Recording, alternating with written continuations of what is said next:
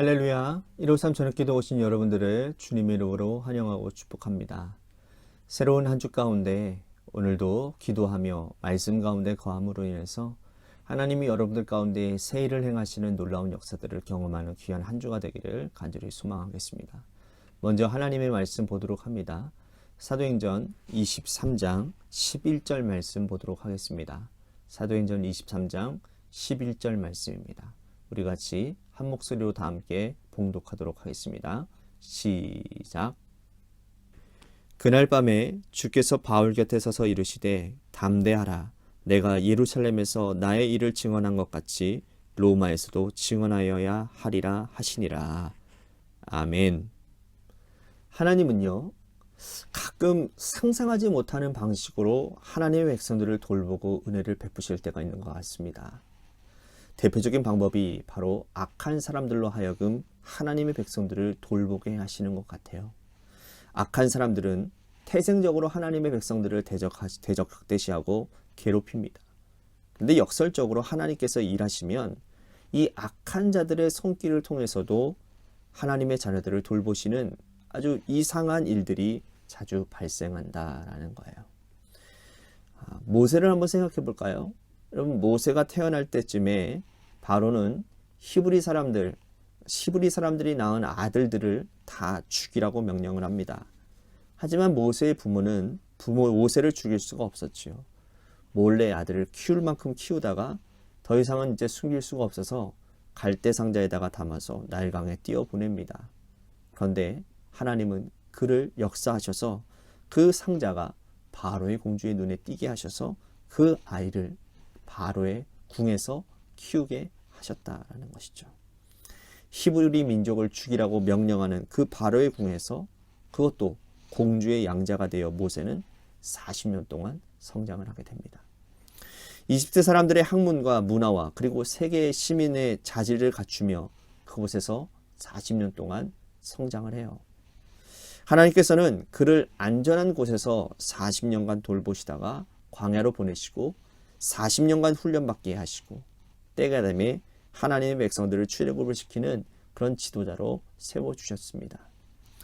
하나님은 모세에게 행했던 놀라운 일들을 오늘 본문에서 바울에게도 행하고 계심을 볼 수가 있습니다.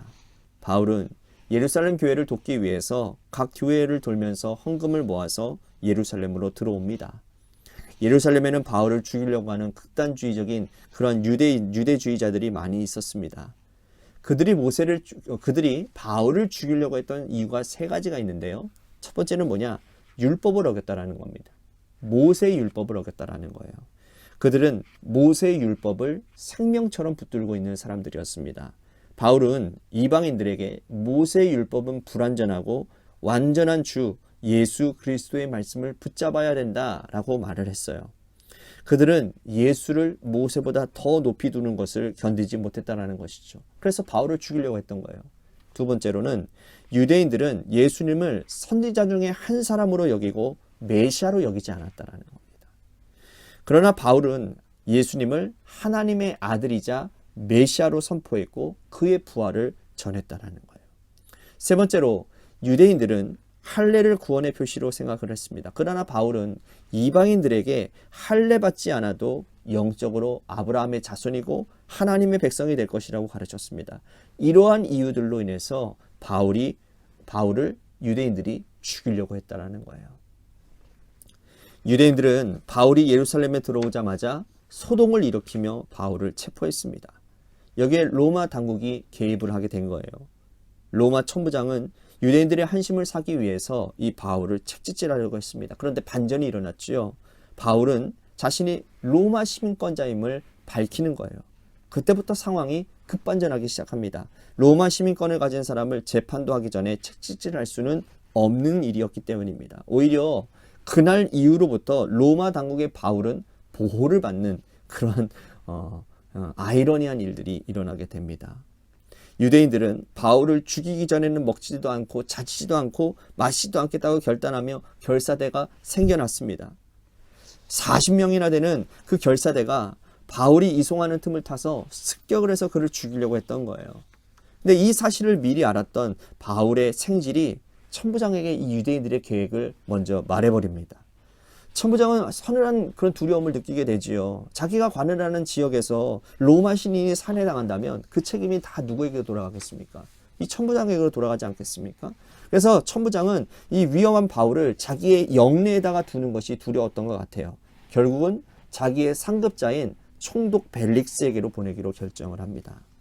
천부장은 이 무장한 군인들을 대동시켜서 바울 한 사람을 보호하기 시작하는 거예요. 그리고 총독 벨릭스의 영지인 가이사랴까지 그를 호송하기로 합니다. 그리고 그는 총독 벨릭스에게 편지를 보냅니다. 뭐냐면 이 사람을 결박할 이유도 죽일 이유도 하나도 없다라는 거예요. 여러분 보세요. 이 모든 일련의 사건을 보면서 이 모든 일들이 하나님께서 하셨다라는 일들, 하나님이 하셨다라는 게 느껴지지 않습니까? 하나님은 사로잡혀 있는 이 바울에게 나타나셔서 뭐라고 말씀하시느냐? 오늘 11절 말씀이잖아요. 그날 밤에 주께서 바울 곁에 서서 이르시되 담대하라. 내가 예루살렘에서 나의 일을 증언한 것 같이 로마에서도 증언하여 하리라 하시니라.